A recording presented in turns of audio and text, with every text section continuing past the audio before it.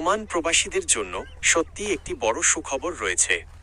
2026 সালের শুরুর দিকে ওমান সরকারের পক্ষ থেকে জানানো হয়েছে যে বাংলাদেশিদের জন্য বন্ধ থাকা শ্রম ভিসা বা ওয়ার্ক ভিসা পুনরায় চালু হতে যাচ্ছে। নিচে এই বিষয়ে গুরুত্বপূর্ণ তথ্যগুলো তুলে ধরা হলো। ভিসা চালুর সময়সীমা। ওমানের শ্রমমন্ত্রী ডার মাহাদ বিন সাইদ বিন আলী বাওয়াইন জানিয়েছেন যে আগামী 2 মাসের মধ্যে বাংলাদেশিদের জন্য ওয়ার্ক ভিসা পুনরায় উন্মুক্ত করা হবে।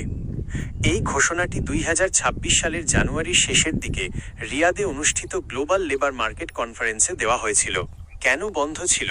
2023 সাল থেকে অদক্ষ এবং আধাদক্ষ কর্মীদের জন্য ভিসা সাময়িকভাবে বন্ধ রাখা হয়েছিল।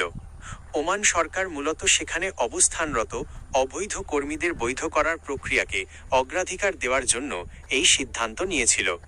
দক্ষ কর্মীদের অগ্রাধিকার, প্রকৌশলী, ডাক্তার এবং নার্সের মতো দক্ষ পেশাদারদের ওমানের শ্রমবাজারে প্রবেশের সুযোগ আরও সহজ করার বিষয়ে আলোচনা হয়েছে। অবৈধ কর্মীদের জন্য সুযোগ। যারা বর্তমানে ওমানে অবৈধ বা অনিয়মিতভাবে আছেন, ওমান সরকার তাদের কোনো জরিমানা ছাড়াই বৈধ হওয়ার সুযোগ দিচ্ছে। সতর্কতা: ভিসা চালুর প্রক্রিয়া শুরু হলেও আবেদন করার ক্ষেত্রে অবশ্যই সঠিক এবং বৈধ এজেন্সির মাধ্যমে যোগাযোগ করা উচিত। কোনো দালালের মাধ্যমে লেনদেন করার আগে সরকারিভাবে ভিসা খোলার চূড়ান্ত ঘোষণা এবং নিয়মাবলী যাচাই করে নেবেন। আশা করা যাচ্ছে এই সিদ্ধান্তের ফলে নতুন কর্মসংস্থানের সুযোগ তৈরির পাশাপাশি ওমান প্রবাসী বাংলাদেশিদের অনেক দিনের সমস্যার সমাধান হবে।